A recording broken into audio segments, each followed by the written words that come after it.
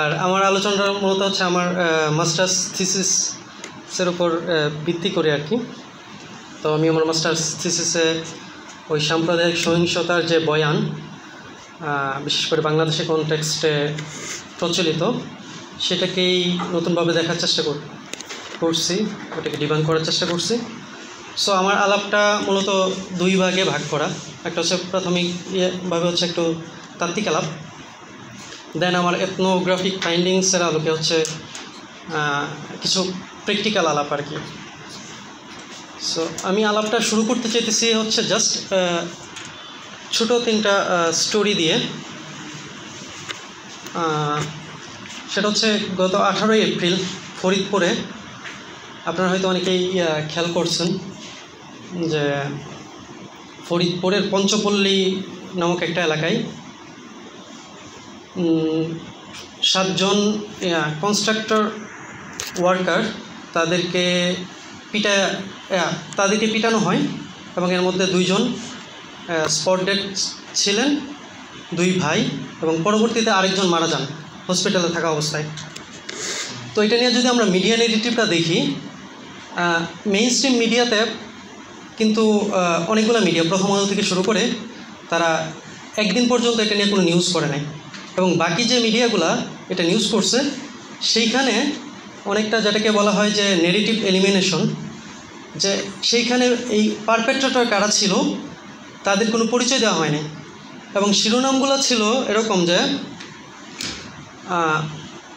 কি বলে, মবের হাতে 2জন শ্রমিক নিহত, গণপিটুনিতে 2জন শ্রমিক নিহত, এবং কোনো জায়গায় এটাকে সাম্প্রদায়িক ঘটনা হিসেবে উল্লেখ করা হয় নাই, যদিও যারা তাদেরকে পিটাইছে তারা সবাই ছিল হিন্দু সম্প্রদায়ের লোকজন। তো আমি এটা নিয়ে পরে আবার আলাপ করব। আমরা বিশ্বজিতের ঘটনাটা জানি। সো বিশ্বজিতের ঘটনার পরে বিশ্বজিৎকে যখন মারা হয় বা মেরে ফেলা হয়, তারপরেও কিন্তু এটাকে কখনোই সাম্প্রদায়িক সহিংসতা হিসেবে কোথাও উল্লেখ করা হয়নি। আমরা 2023-এ কুমিল্লায় আরেকটা ঘটনা দেখি, যেখানে হচ্ছে হিন্দু বৌদ্ধ খ্রিস্টান পরিষদের একটা মিছিল ছিল।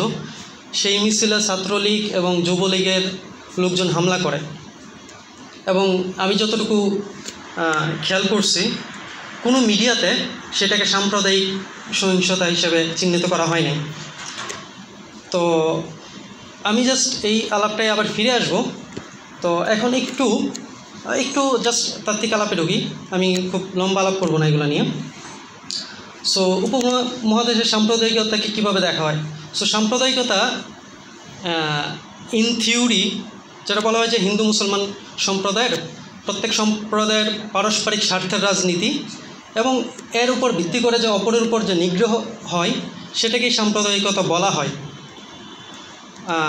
আর সাম্প্রদায়িক সংঘাতটা হচ্ছে হিন্দু মুসলমানের মধ্যে যে সংঘাত এইটা, কিন্তু ইন রিয়ালিটিতে আমরা যেটা দেখি যে এটা শুধুমাত্র বাংলাদেশে না, এটা পুরো সাউথ এশিয়াতে এরকম, যে মুসলমানরা যখন ভিকটিম হয় সেটা কখনোই সাম্প্রদায়িক সংঘাত হিসাবে আসে না কোথাও। বাট যখনই হিন্দুরা, সেটা হোক সেটা বাংলাদেশে অথবা ইন্ডিয়ায়, হিন্দুরা যখনই মাইর খায় তখন সেটা সাম্প্রদায়িক সংঘাত হিসেবে বা সাম্প্রদায়িক সহিংসতার কেস হিসেবে এটা আমাদের সামনে আসে আর কি, মিডিয়াতে অথবা একাডেমিক ডিসকোর্সেও। তো এখন আমি এই কারণে যেটা হচ্ছে যে সাম্প্রদায়িকতা একটা খুবই একাডেমিক জায়গা এবং মিডিয়া ন্যারেটিভের জায়গা একটা খুবই পলিটিক্যাল এবং হিস্ট্রিক্যাল একটা ন্যারেটিভ আমরা দেখি। এবং এই সাম্প্রদায়িকতার যে বয়ানটা, এটা মূলত হয় হচ্ছে এই পুরো সাউথ এশিয়াতে মুসলমানদেরকে অপরায়ণ করার একটা অন্যতম প্রধান হাতিয়ার হিসাবে, এবং আরও স্পেসিফিক্যালি যদি আমরা বাংলাদেশের কনটেক্সটে দেখি, এটা হচ্ছে ইসলামিস্টদেরকে অনেকটা বাক্সবন্দি অথবা দমনের একটা অন্যতম হাতিয়ার হিসেবে ব্যবহার করা হয়, এবং একই সাথে এটা হচ্ছে ভারতীয় আধিপত্যবাদ জিয়ে রাখার অন্যতম হাতিয়ার হিসেবেও এটা ব্যবহৃত হয়। এবং এটা আমরা গত 16 বছরে এটা আমরা প্রচুর পরিমাণে এটা দেখতে পাইছি, এবং আমি জাস্ট শেষ দিকে কিছু ডেটা নিয়ে কথা বলবো। সো তখন এটা আরও পরিষ্কার হয়ে উঠবে আর কি।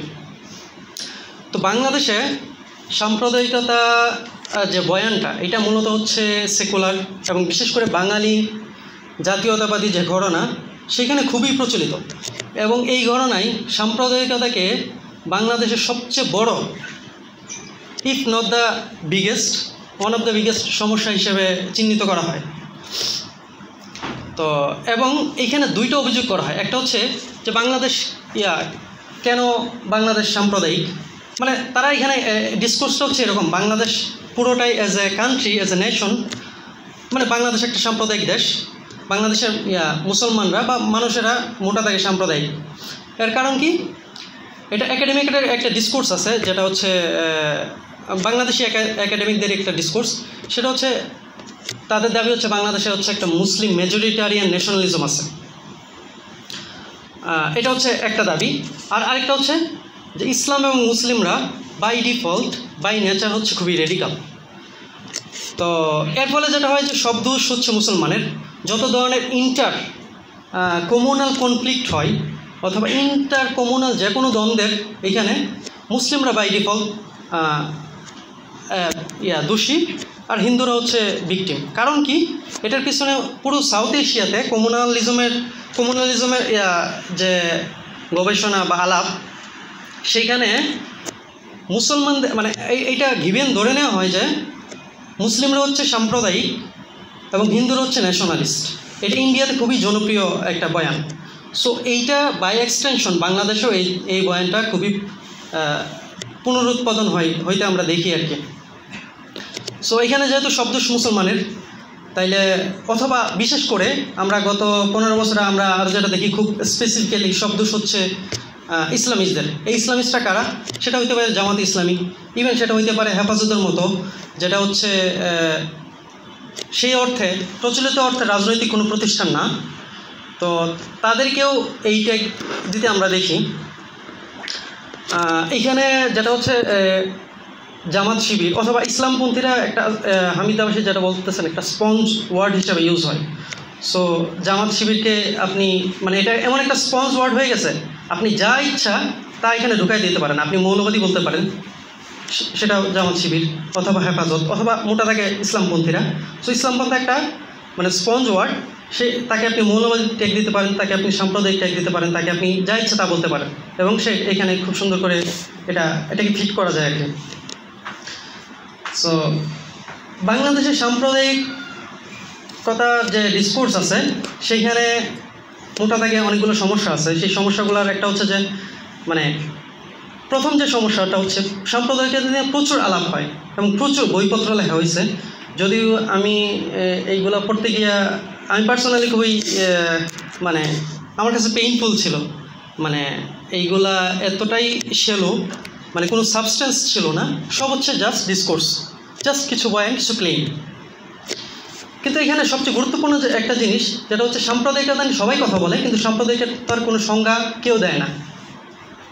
যারাই কথা বলে কেউ সাম্প্রদায়িকতার জিনিসটা কি সেটা নিয়ে কেউ কথা বলে না। বাট বদরুদ্দিন উমর তার সাম্প্রদায়িকতা বইতে, যেটা 1960 সালে প্রথম বের হয়েছে, বা সে তার যে 6ষ্ঠ সংস্করণ যেটা 2015 সালে বের হয়েছে, সেইখানে সে এটাকে একটা ডিফাইন করার চেষ্টা করছে, not as a definition but as a framework, যে সাম্প্রদায়িকতা হচ্ছে রাজনীতিতে ধর্মের ব্যবহারই হচ্ছে সাম্প্রদায়িকতা। সো এটা উমর সাহেব বলতেছেন। এবং যদিও কেউ সাম্প্রদায়িকতাকে অন্যভাবে ডিফাইন করে না, এইটাই হচ্ছে একটা ফাংশনাল ডেফিনেশন হিসেবে মানে কাজ করে আর কি, যে গিভেন সবাই এটাই ধরে নেয়। সো মানে সাম্প্রদায়িক কারা? যারাই ধর্মের মধ্যে রাজনীতি নিয়ে আসে তারাই সাম্প্রদায়িক। সো সাম্প্রদায়িকতাকে ফলে যেটা হয় যে একটা নির্দিষ্ট চাহিদা অনুযায়ী পলিটিক্যাল রিজন একটা পলিটিক্যাল টুল হিসেবে ব্যবহার করা যায়। এর পাশাপাশি আরেকটা জিনিস যেটা দেখা যায়, যদি সাম্প্রদায়িকতা নিয়ে বা সাম্প্রদায়িক সহিংসতা নিয়ে বহুত আলাপ হয়, এটা নিয়ে কোনো কম্প্রিহেন্সিভ এথনোগ্রাফিক রিসার্চ নাই, যে যারা ভিকটিমের সাথে গিয়ে আলাপ করছে, ভিকটিমের পার্সপেক্টিভ নিয়ে তারপর একটা ক্লেম করতেছে, সেরকম ছিল না। রিসেন্টলি 2023-এ দুইজন ইন্ডিয়ান সাংবাদিক এবং প্রো হিন্দুত্ববাদী দুইজন, তারা একটা বই বের করছে, যদিও এটা মোর জার্নালিস্টিক বই আর কি, rather than academic, being Hindu in Bangladesh. সেখানে তারা কিছু সিলেক্টিভ নেওয়ার চেষ্টা করছে এবং এটাও কম্প্রিহেন্সিভ কোনো স্টাডিজ ছিল না। এবং এইখানে কোনো একাডেমিক মেথোডোলজিও তারা ফলো করে নেয় আর কি। সো আমি আরেকটু তাত্ত্বিক আলাপে একটু যাব যে উপমহাদেশের যে সাম্প্রদায়িকতার যে বয়ানটা হাজির আছে সেটার একটু জিনিওলজি দেখার চেষ্টা করব। সো এই যে সাম্প্রদায়িকতার রাজনীতি, এটাকে আমি সাম্প্রদায়িকতার রাজনীতি বলতেছি আর কি, যে সাম্প্রদায়িকতা এজ এ ডিসকোর্স হিসাবে কীভাবে এইটা একটা গোষ্ঠী এটাকে ইউজ করে এবং সেটা দিয়ে তাদের পলিটিক্যাল এজেন্ডা এবং গোলকে বাস্তবায়ন করার চেষ্টা করতেছে। সো সাম্প্রদায়িকতার বয়ান যেটার উৎপাদন হয় এবং পুনরুৎপাদন হয় মূলত একটা ডিসকার্সিভ ট্রেডিশনের মধ্য দিয়া, এবং এইখানে কয়েকটা ডিসকোর্স একই সাথে কাজ করে। সেটা হচ্ছে একটা কলোনিয়াল ডিসকোর্স আছে, দেন হিন্দু ওরিয়েন্টালিজম আছে এবং বেঙ্গলি ন্যাশনালিজম আছে, এবং হাল আমলে আইসা যে গ্লোবাল ওয়ার অন টেরর বা সন্ত্রাসের বিরুদ্ধে অনন্ত যুদ্ধের যে বয়ান আমরা দেখি, এইটার মাধ্যমে হচ্ছে এইটার সাথে সাম্প্রদায়িকতার বয়ানটা কে মিলায়া বরং এই সাম্প্রদায়িকতার বয়ানটাকে আরও ভালোভাবে তারা ইউটিলাইজ করা শুরু করছে। সো আমরা যদি একটু জিনিওলজির দিকে তাকাই, উপমহাদেশে পরিভাষা এবং রাজনৈতিক টুল হিসেবে সাম্প্রদায়িকতার ধারণাটার উত্থান হয়ে হচ্ছে মূলত ব্রিটিশদের হাত ধরে। এটা আমাদেরকে জ্ঞানেন্দ্র পাণ্ডে দেখাইতেছেন এবং কেনেথ জোনসও এটা আমাদেরকে দেখাইছেন এবং আরও অন্যান্য স্কলাররা আমাদেরকে দেখাইতেছেন যে রাজনৈতিক পরিভাষা হিসেবে এবং রাজনৈতিক টুল হিসেবে উপমহাদেশে প্রথম সাম্প্রদায়িক ধারণাটা তৈরি করে ব্রিটিশরা শুধুমাত্র তাদের কলোনিয়াল শোষণকে বৈধতা দেওয়ার জন্য। এখানে একটা প্রশ্ন আসতে পারে, তার মানে কি আগে হিন্দু মুসলিমদের মধ্যে কোনো ভেদাভেদ ছিল না, বা সাম্প্রদায়িক কোনো চেতনা ছিল না, বা সেই ধরনের ভূত ছিল না? সোসাইটি কি ওই আমরা যেহেতু ইনক্লুসিভনেসের আলাপ আসতেছে, সোসাইটি কি আমাদের কি একটা ইউনিফাইড কালচার ছিল? না, ব্যাপারটা ওরকম না। অবভিয়াসলি সবার নিজস্ব কালচার ছিল, সবার নিজস্ব রিলিজিয়াস বিলিফ ছিল, সব কিছু ছিল এবং এটা কোএক্সিস্ট করতো। কিন্তু সাম্প্রদায়িকতা যখন এই কমিউনাল ডিসকোর্সটা ব্রিটিশরা ইন্ট্রোডিউস করে, এরপর যেটা হয় যে দুই সম্প্রদায়ের মধ্যে একটা টেনশন তৈরি হয়, যেটা আমরা পরবর্তীতে ব্রিটিশ পিরিয়ডে আমরা দেখি যে ব্রিটিশরা একসময় ব্রিটিশরা হিন্দুদেরকে বা হিন্দুরা মূলত ব্রিটিশদের বন্ধু হিসেবে কাজ করে এবং মুসলমান কমিউনিটি এবং হিন্দু কমিউনিটির মধ্যে আমরা একটা ক্ল্যাশ দেখি। বিশেষ করে হিন্দু ভদ্রলোকদের মধ্যে, যে হিন্দু ভদ্রলোকরা ছিল ব্রিটিশ কলোনিয়ালিজমের একটা সুবিধাভোগী একটা শ্রেণী, যারা সব দিক থেকে মুসলিমদেরকে এলিয়েনেট করার চেষ্টা করছে, অপহরণ করার চেষ্টা করছে, এবং সেই সময় এসে মূলত একটা কমিউনাল টেনশন যেটা আমরা দেখি সেটার শুরু হয় এই উপমহাদেশে। এবং এটার কারণ কি ছিল? সো ব্রিটিশ কলোনিয়াল রুলার যারা ছিল তারা প্রথমে একটা ডিসকোর্স এখানে হাজির করছে। কি ডিসকোর্স? যে মুসলিমরা হচ্ছে এই জমিনে তারা হচ্ছে আউটসাইডার এবং তারা হচ্ছে একই সাথে রেডিকাল। এটা কেন জরুরি ছিল? কারণ কলোনিয়াল রুলার তারাও নিজেরা ছিল আউটসাইডার। সো তাদের একটা এনিমি দরকার, যে আমরা যদি মুসলমানদেরকে আউটসাইডার বানাইতে পারি, তার মানে আমরা ফোকাসটা মানে হিন্দুদের শত্রুকে আমরা ডাইভার্ট করতে পারি হচ্ছে মুসলিমদের থেকে, মানে আমরা তাদের শত্রু হবো না, বরং এই জমিনের হিন্দুদের শত্রু কারা? মুসলমানরা। এবং অপরদিকে হিন্দুদের নিয়ে তাদের যে নেগেটিভটা ছিল যে হিন্দুরা হচ্ছে এই জমিনের নেটিভ অধিবাসী এবং তারা একই সাথে খুবই পিসফুল একটা জাতি। সো এইটা দিয়ে মূলত হচ্ছে এই উপমহাদেশে সাম্প্রদায়িক যে ডিসকোর্স সেটার সূচনা হয় এবং এটা তারা তাদের কলোনিয়াল রুলকে জাস্টিফাই করার জন্য ব্যবহার করে। এবং পরবর্তীতে আমরা এইটা দেখি হচ্ছে যে ইভেন হিন্দু রেনেসাঁ পরবর্তী সময়ে যে ন্যাশনালিস্ট মুভমেন্ট, সেইখানে ন্যাশনালিস্ট মুভমেন্টে এই বয়ানের একটা পুনরুৎপাদন হয় এবং যে হিন্দু ন্যাশনালিস্ট এপিস্টেমোলজি, সেইখানে আমরা দেখি যে স্টিল তারা এই বয়ানটা পুনরুৎপাদন করে যাইতেছে যে মুসলিমরা হচ্ছে আউটসাইডার, তারা খুবই রেডিকাল। সো আমরা 19 শতকের শেষ দিকে এবং 20 শতকের শুরুর দিকে যে আলাপগুলো দেখি পলিটিক্যাল আলাপ, এবং এখানে যে রাজনৈতিক যে পরিবর্তনগুলা, যে আমরা কংগ্রেসের রাজনীতি দেখি, এবং পরবর্তী ধারাবাহিকতায় যে মুসলিমরা যখন কংগ্রেসের রাজনীতিতে তাদের সাবজেক্টিভিটি ছিল না, তাদের কোনো শরিকানা ছিল না, তখন নিজেদের স্বার্থের প্রয়োজনেই আমরা পরবর্তীতে দেখি যে মুসলিমরা আলাদাভাবে একটা তাদের শুধুমাত্র স্বার্থের রাজনীতির জন্য তারা একটা নতুন পলিটিক্যাল এস্টাবলিশমেন্টের চিন্তা করে। বাট সেই সময় সমসাময়িক সময়ে আমরা যেটা হিন্দু রেনেসাঁ বলি, তাদের মধ্য দিয়ে আমরা দেখি যে নতুন একটা ডিসকোর্স তৈরি হইতেছে, যে এই ডিসকোর্সটা কি, মুসলমানরা নতুন সাম্প্রদায়িকতার রাজনীতি শুরু করছে, যে এবং মুসলিম লীগের যত তৎপরতা ছিল সেগুলোকে পুরোপুরিভাবে সাম্প্রদায়িক আখ্যা দেওয়া হয়েছিল। সো এইটারই এক্সটেনশন পরবর্তীতে আমরা একটু হিন্দু ওরিয়েন্টালিজম নিয়ে আলাপ করব, বাট এটা আমরা হিন্দু ওরিয়েন্টালিজমও দেখি, এবং পরবর্তীতে বাঙালি জাতীয়তাবাদের ইয়াতেও দেখি যে এখানে এটার একটা ডিরেক্ট ওই বয়ানের একটা ডিরেক্ট কপি পেস্ট ভার্সন আমরা সবসময় দেখে আসছি আর কি। এখন এইখানে যদি আমরা বাংলাদেশের কনটেক্সটে আলাপ করি, এখানে আমরা দেখব যে এই বয়ানগুলা জিয়ে রাখছে হচ্ছে বেঙ্গলি ন্যাশনালিস্ট যারা এবং তাদের অনুসারীরা। এখন এটা কেন জিয়ে রাখছে এটা নিয়ে ডিটেলস আমি আলাপ করব না, আমি জাস্ট ব্রিফলি একটু বলে রাখি যে বাঙালি ন্যাশনালিজম অবভিয়াসলি এটার মূল বেসিস ছিল যেটাকে বাঙালি রেনেসাঁ বলা হয়, এবং ইন্ডিয়াতে মোটামুটি এটাকে ইন্ডিয়ান রেনেসাঁও বলা হয়, অনেকে আবার এটাকে হিন্দু রেনেসাঁ বলে আর কি। তো এই হিন্দু রেনেসাঁ হাত ধরেই কিন্তু হিন্দু রেনেসাঁ মূলত রাজা রামমোহন রায় এর হাত ধরে এই রেনেসাঁর শুরু হয়। তো এই রেনেসাঁ প্রথমত হচ্ছে যে বাঙালি হিন্দুর যে তাদের যে ধর্মীয় চিন্তাভাবনা এবং তাদের যে সাংস্কৃতিক চিন্তাভাবনা সেটার সাথে পশ্চিমা ওরিয়েন্টালিস্ট একটা চিন্তাভাবনার মেলবন্ধন ছিল হচ্ছে মূলত এই বাঙালি রেনেসাঁ। এবং এই বাঙালি রেনেসাঁর মোটামুটি পুরুদা ব্যক্তিত্ব যারা,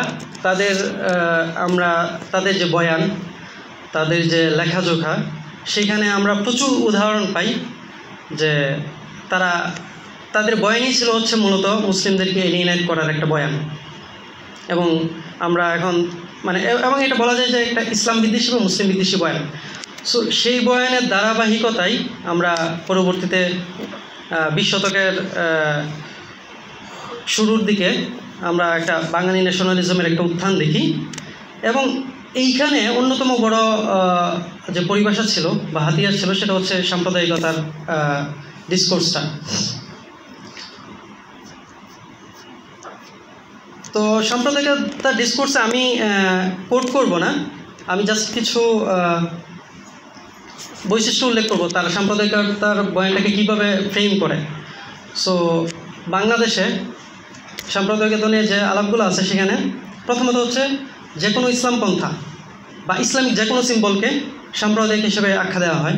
আপনি এটা সলিমুল্লাহ থেকে শুরু করে আহমদ সফা, বদরুদ্দিন উমর, সিরাজুল ইসলাম চৌধুরী থেকে শুরু করে আরও অন্যান্য একাডেমিক এবং মিডিয়া ব্যক্তিত্ব বা বাংলাদেশি ইন্টেলিজেন্সিয়া যারা আছেন, যারা মোটা দাগে যাদেরকে আমরা বেঙ্গলি ন্যাশনালিস্ট বলতে পারি, সেখানে ইসলামের যে কোনো এক্সপ্রেশনকেই তারা ইমপ্লিসিটলি সাম্প্রদায়িক হিসেবে বিবেচনা করে।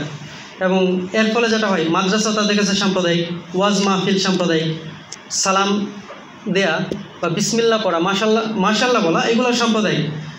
আমি জাস্ট এগুলো বানায় বলতেছি না, এগুলো আপনি যদি তাদের বই পড়েন, এইগুলো তারা এক্সপ্লিসিটলি এগুলো লিখে রাখছে আর কি। সো এই জন্যে আমার তাদের এই বইগুলা পড়া বা গো থ্রু করা আমার জন্য খুবই পেইনফুল ছিল। জাস্ট কিছু ক্লিন, কোনো সাবস্টেন্স নাই, কোনো নেই। তো বাট শুধুমাত্র মুসলিম সাবজেক্টিভিটিকেই তারা যা এলিয়েনেট করার চেষ্টা করে বা সাম্প্রদায়িক হিসাবে আখ্যা দেওয়ার চেষ্টা করে, শুধু সেটাই না, তাদের কাছে বিএনপিও সাম্প্রদায়িক। অনেক কমেন্টেটরই এটা বলছেন। কেন? কারণ তারা জামাতের সাথে জোট করছে বা ইসলামপন্থীদের সাথে জোট করছে। সো শুধুমাত্র ইসলামপন্থী বা মুসলিম সাবজেক্টিভিটি সাম্প্রদায়িক না, মুসলিম সাবজেক্টিভিটির সাথে আপনার যে কোনো লেনদেনেও আপনাকে সাম্প্রদায়িক ট্যাগ মানে দিতে তাদেরকে উদ্বুদ্ধ করে আর কি। তাদের কাছে বাংলাদেশে তারা বলে স্বাধীনতার পরবর্তী সময়ে বাংলাদেশের সাম্প্রদায়িকতার আমদানি করছে হচ্ছে বিএনপি এবং মোটা দাগে হচ্ছে জিয়া এবং এরশাদ। জিয়া কেন সাম্প্রদায়িকতার আমদানি করছে? কারণ জিয়া হচ্ছে সংবিধানে বিসমিল্লাহ শব্দটা ঢুকাইছে, আর এরশাদ হচ্ছে রাষ্ট্রধর্ম ইসলাম করে ফেলছে। তো তারা যেটা ব্লাইন্ডলি ক্লেম করে যে বাংলাদেশে এই রাষ্ট্রধর্ম ইসলাম হয়ে যাওয়ার পরে বাংলাদেশে সাম্প্রদায়িক সহিংসতা অনেক বেড়ে গেছে এবং বাংলাদেশে এজ এ সোসাইটি পুরোপুরি সাম্প্রদায়িক হয়ে গেছে। এখন এই আলাপটা আমি পরে ডিবাঙ্ক করার চেষ্টা করব। এখানে আরেকটা নোক্তা হচ্ছে যে সাম্প্রদায়িকতা, এখানে কিছু টার্ম তারা ইউজ করে। সাম্প্রদায়িকতা, মৌলবাদী মানে বা ফান্ডামেন্টালিজম, কেউ কেউ রেডিকালিজম, আবার কেউ কেউ ইভেন জঙ্গিবাদ শব্দটা ইউজ করে এবং এগুলো তারা খুব ইন্টারচেঞ্জেবলি ইউজ করে। সো কারো কারো কাছে সাম্প্রদায়িকতা যেটা, মৌলবাদ ওইটা, কেউ কেউ আবার টেরোরিজম ওইটা। সো আলিডিয়াস থেকে শুরু করে, আলিডিয়াসের কাছে হচ্ছে আলিডিয়াস 1995 সালে একটা বই করছে, সম্পাদনা করছে। সেইখানে তৎকালীন সময় বইয়ের নামটা হচ্ছে সাম্প্রদায়িকতা। সেইখানে সবাই আলিডিয়াস নিজেই ক্লেম করতেছে যে জামাত ইসলাম হচ্ছে সবচেয়ে বড় সাম্প্রদায়িক এবং মৌলবাদী শক্তি, সো তাদেরকে আমাদের প্রতিহত করতে হবে। সেখানে শওকত ওসমান আইসা বলতেছে শুধু না, মানে জামাতে ইসলামে না, ইসলামের যে কোনো এক্সপ্রেশনই হচ্ছে, শওকত ওসমান এবং অন্যান্যরা আইসা ইসলামের যে কোনো এক্সপ্রেশনই হচ্ছে সাম্প্রদায়িক। সো আমাদেরকে ইসলামের এক্সপ্রেশন থেকে একটা অসাম্প্রদায়িক বাংলাদেশ কেন গড়ে তুলতে হবে। এবং অন্যতম, আমি যদি আবার একটু সাউথ এশিয়ার আলাপে ফেরত যাই, সাউথ এশিয়াতে খুবই সাউথ এশিয়া এবং বাংলাদেশে একটা কমন এনিমি আছে, সেটা হচ্ছে পাকিস্তান। সো সাম্প্রদায়িকতার আলাপে প্রথম থেকে যেটা শুরু হয় যে পাকিস্তান মুভমেন্ট হচ্ছে একটা সাম্প্রদায়িক মুভমেন্ট ছিল, দ্বিজাতি তত্ত্ব একটা সাম্প্রদায়িক প্রস্তাবনা ছিল এবং জিন্না মোটা দাগে ছিল সাম্প্রদায়িক। এবং আমরা যদি সিরাজুল ইসলাম চৌধুরীকে দেখি, সিরাজুল ইসলাম চৌধুরী তার 2015-তে যে বইটা বের করছেন শুধুমাত্র জিন্নাকে সাম্প্রদায়িক হিসেবে গালিগালাজ করার জন্য, মানে সিরিয়াসলি উনি পার্সোনাল অ্যাটাক করছে, গালিগালাজ করছে, জিন্নাকে সাম্প্রদায়িক হিসেবে গালিগালাজ করার জন্য জিন্নাকে খুবই সাচ্চা মুসলমান হিসেবে সে এখানে হাজির করছে আর কি, যেন জিন্নাকে সাম্প্রদায়িক হিসেবে প্রতিষ্ঠিত করা যায় এবং গালিগালাজ করা যায়। তো এই হচ্ছে অবস্থা। বাট এই গত 15 বছরে আমরা দেখি এই শুধু পাকিস্তান বিরোধিতা, দ্বিজাতি তথ্য এইখানেই, এই বয়ানগুলো এখানেই থাইমা ছিল না, বরং এই রিসেন্টলি মারা গেছেন এক লেফটিস্ট অ্যাক্টিভিস্ট ওই আকবর হায়দার রনু।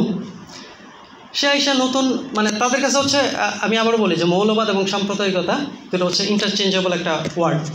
তো সে আইসা সংজ্ঞায়ন করতেছে কীভাবে যে মৌলবাদ বা সাম্প্রদায়িকতা কী, সে বলতেছে ভারত বিরোধিতা, হিন্দু বিরোধিতা, বাঙালি সংস্কৃতির বিরোধিতা এবং নারী বিদ্বেষ। এই চারটা হচ্ছে যে সাম্প্রদায়িকতা এবং মৌলবাদীদের বৈশিষ্ট্য। সো খেয়াল করেন, ভারত বিরোধিতাও কিন্তু, সো এই জমিনে থেকে ভারত বিরোধিতা করা যাবে না, ভারত বিরোধিতা করলে আপনি সাম্প্রদায়িক এবং মৌলবাদী। এবং এই যে তাদের এই ক্লেমগুলো, এটার পেছনে অ্যাজাম্পশন হচ্ছে যে আমি একটু আগে বলতেছিলাম যে এই সাম্প্রদায়িকতার যে ডিসকোর্স, এটা একটা ডিসকার্সিভ ট্রেডিশনের মধ্য দিয়ে এইখানে হাজির আছে। এটা শুধুমাত্র বাঙালি ন্যাশনালিস্ট বা বাঙালি জাতীয়তাবাদের ডিসকোর্স না, আবার একই সাথে এটা যে আমি বলতেছি যে এটা আমার ক্লেম না, এটা স্কলাররা করেন। তো হিন্দু ওরিয়েন্টালিজমের রোবয়ানের ঠিক একটাই। সো হিন্দু ওরিয়েন্টালিজম কি? হিন্দু ওরিয়েন্টালিজম হচ্ছে একটা, ইরফান আহমেদ এই টার্মটা কয়েন করছেন এবং রিসেন্টলি গত বছর উনি এটা নিয়ে একটা আর্টিকেল লিখছেন। সো হিন্দু ওরিয়েন্টালিজমকে উনি একটা হিসেবে দেখতে আগ্রহী যে এটা একটা পাওয়ার নলেজ ম্যাট্রিক্স, এবং এর কাজটা কি? এই পাওয়ার নলেজ ম্যাট্রিক্সটা হচ্ছে শুধুমাত্র ইন্ডিয়াতে না, বরং পুরো রিজিয়নে যে একটা ইসলামকে এলিয়েনেট করে, ইসলাম এবং অন্যান্য যে সাব অল্টারনেটেড দলগুলো আছে, যেটা হচ্ছে দলিত থেকে শুরু করে অন্যান্য, তাদেরকে অপরায়ণ করে একটা হিন্দুত্ব সুপিরিয়রিটি তারা এই জমিনে প্রতিষ্ঠা করবে। সো এটা হচ্ছে যে, এবং এটা শুধু একাডেমিক স্ফিয়ারে না, এবং এটা একই সাথে পলিটিক্যাল স্ফিয়ারে। সো এইখানে যে বাঙালি জাতীয়তাবাদ, হিন্দু ন্যাশনালিজম এবং হাল আমলের যে সন্ত্রাসী বিরুদ্ধে অনন্ত যুদ্ধর যে নেগেটিভটা আমরা দেখি, এগুলো কিন্তু হাত ধরাধরি করে চলে। সো এইখানে আইসাই, এবং এদের সবার একটা কমন যে ডিসকোর্স এবং একটা কমন যদি পয়েন্ট আমরা বলি, সেটা হচ্ছে সাম্প্রদায়িকতা। যেই ডিসকোর্সটা আমরা ইন্ডিয়াতেও দেখি, বাংলাদেশেও দেখি। এর ফলে যেটা হয়, এই জায়গায় এসেই যে আইদার আকবরুনের মতো মানুষেরা বলতে পারে যে ভারত বিরোধিতা করাও সাম্প্রদায়িকতা, বা হিন্দু বিরোধিতা সাম্প্রদায়িকতা, বাংলাদেশ সংস্কৃতি বিরোধিতা সাম্প্রদায়িকতা। এবং এইখানে আরও ইন্টারেস্টিং কিছু ক্লেইম আছে যে এই কমিউনালিজম নিয়ে। আব্দুল গাফফার চৌধুরী তার একটা বইয়ে খুব সময়, তার বই না, একটা এডিটেড বইয়ে সে একটা প্রবন্ধে লিখতেছিল যে মানে বাংলাদেশ পুরোটাই সাম্প্রদায়িক, বাট ইন্ডিয়া সাম্প্রদায়িক না। এবং সে একটা প্রশ্ন রাখছে যে আমরা বাংলাদেশে কিছু না হইতেই এত বেশি সাম্প্রদায়িক সহিংসতার ঘটনা দেখি, কিন্তু তার প্রশ্নটা হচ্ছে, আমি ডিরেক্টলি কোট করতেছি না, প্যারাফ্রেজ করতেছি, যে আমরা কি ইন্ডিয়ায় অথবা পশ্চিমবঙ্গে বিজেপি, শিবসেনা অথবা কংগ্রেস সেটা এরকম কোনো কর্মকাণ্ড দেখি যেখানে তারা মুসলমানদের বাড়িতে আগুন দেয়? মানে ইতিহাস নিয়ে কতটুকু বা কন্টেম্পোরারি রাজনীতি নিয়ে, আমি মনে করি না যে তারা এটা নিয়ে মানে তাদের জানাশোনা ছিল না বা জানাশোনা নাই। এটা জাস্ট কি বলে, এটা একটা হ্যাঁ অবভিয়াসলি এটা একটা বুদ্ধিভিত্তিক অসততা, এবং মানে আরও খাস বাংলায় বললে বাটপাড়ি, বা এটা জ্ঞানতাত্ত্বিক সন্ত্রাস আর কি। সো এবং সেইখানে তারা এই ক্লেইমগুলোর মধ্যে আরও কিছু ক্লেইম ছিল যে পাকিস্তান রাষ্ট্রকে কীভাবে বিলিতেই করা যায়। সো পাকিস্তান তো একটা সাম্প্রদায়িক রাষ্ট্র তাদের কাছে। সো পাকিস্তান সাম্প্রদায়িক, তো সাম্প্রদায়িক হইলেই তাকে খারাপ হিসেবে দেখাইতে হবে। সো এই সকল স্কলাররা তারা পাকিস্তানকে বিলিফাই করার চেষ্টা করছে এইভাবে, জাস্ট ক্লেইমের মাধ্যমে, যে পাকিস্তান একটা নৈতিকতা বিবর্জিত রাষ্ট্র ছিল, পাকিস্তান একটা বিকলাঙ্গ রাষ্ট্র ছিল, পাকিস্তান একটা পচনধরা এবং পতিত একটা সাম্প্রদায়িক রাষ্ট্র। সো এই ধরনের আলাপে মানে আমাদের পুরা বাংলাদেশে, এবং এটা মোহাম্মদ আজম স্বীকার করছেন যে বাংলাদেশে সাম্প্রদায়িকতা নিয়ে কোনো সিস্টেমেটিক কোনো স্টাডি নেই বা একাডেমিক কোনো গবেষণা নেই। ফলে বাংলাদেশের সাম্প্রদায়িকতার যে বয়ানগুলো আছে, এগুলো হচ্ছে এই ধরনের থার্ড ক্লাস ক্লেইমের উপর দাঁড়ায় আছে। তো আমরা জাস্ট একটু এই যে ক্লেইমগুলো দেখলাম, এখানে আমি এখন আরেকটা জিনিস শেয়ার করি, একটা পাজল। সো আমরা দেখতেছি যে একটা ক্লেইম ছিল যে বাংলাদেশে এরশাদ যখন আসলো, বা শহীদ জিয়ার আমল থেকে হচ্ছে বাংলাদেশের সাম্প্রদায়িকতা শুরু হয়েছে, এবং এরশাদ যখন এসে ইসলামকে রাষ্ট্রধর্ম করলো, তখন বাংলাদেশের সাম্প্রদায়িক সহিংসতা বাইরে গেছে। এবং একই সাথে পাশাপাশি আরও কিছু ক্লেইম ছিল যে এই দেশে তাইলে হিন্দু সম্প্রদায়ের বা মাইনরিটি গোষ্ঠীর কারা, মানে রক্ষাকর্তা কারা, ত্রাণকর্তা কারা। তো আমরা তো দেখলাম ইসলামপন্থীরা হচ্ছে সব মৌলবাদী, তারা হচ্ছে সাম্প্রদায়িক সন্ত্রাস করে বেড়ায়। তো কারা তাদের বন্ধু? এবং এইটা মোটামুটি সবাই করে যে সেকুলার গোষ্ঠী, এবং মোটা দাগে হচ্ছে আওয়ামী লীগ হচ্ছে তাদের রক্ষাকর্তা। তো এটা হচ্ছে প্রায় সবার ক্লেইম। তো এখন সেই ক্লেইমের মধ্যে জাস্ট আমি একটা পাজলিং যে স্ট্যাটিস্টিক্স সেটা আমি দেই। বাট আগেও বলছে যে এটা নিয়ে সাম্প্রদায়িকতা কম্প্রিহেন্সিভ স্টাডিও নাই, এবং এটা নিয়ে পাবলিক স্ফেয়ারে কোনো ডেটা নাই। আমি শুধুমাত্র খুঁজে পাইছি যে সাম্প্রদায়িক সহিংসতার ঘটনায় অধিকারের একটা তালিকা আছে, সেটা হচ্ছে 2007 থেকে 2021 পর্যন্ত। আর আইন ও সালিশ কেন্দ্রের একটা তালিকা তারা করছে, যেখানে তারা 2013 থেকে 2022 বা 23 পর্যন্ত সাম্প্রদায়িক সহিংসতার ঘটনাগুলোর একটা স্ট্যাটিস্টিক্স তারা দেয়। এর আগের কোনো ঘটনার স্ট্যাটিস্টিক্স কোথাও পাওয়া যায় না, অ্যাটলিস্ট আমি পাইনি কোনো পাবলিক ডোমেইনে।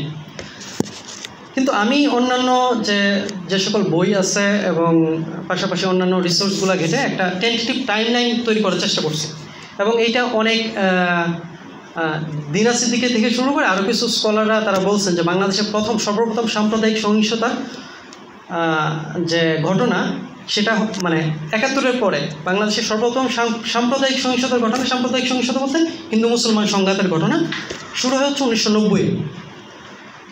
সো এবং এইটা মোটামুটি যদিও এরা ক্লেম করে না, বাট যারা একটু ওয়েস্টার্ন একাডেমিতে আছেন, যারা একাডেমিকভাবে এই টপিকটাকে ডিল করার চেষ্টা করেন, তারা এটা স্বীকার করেন যে বাংলাদেশে সর্বপ্রথম সাম্প্রদায়িকতার কেসটা শুরু হয়েছে মানে ৭১ পরবর্তী সময় 1990, এবং 19৭১ থেকে 1990 পর্যন্ত আমরা কিন্তু মোটা দাগে বড় কোনো সাম্প্রদায়িক সহিংসতার কোনো কেস আমরা দেখি না।